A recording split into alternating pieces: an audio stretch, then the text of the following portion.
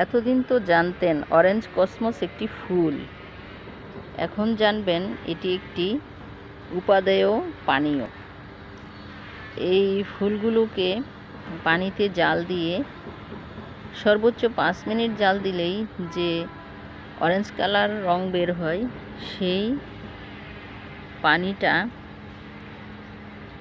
চায়ের মতো পানীয় হিসেবে খাওয়া যায়, যেটা শরীর ভালো রাখে, বিশেষ করে স্কিন ভালো রাখে, স্কিন সতেজ রাখে, কুঁচকে যাওয়া ভাঁজ পড়া থেকে রক্ষা করে এবং স্কিন সুন্দর করে।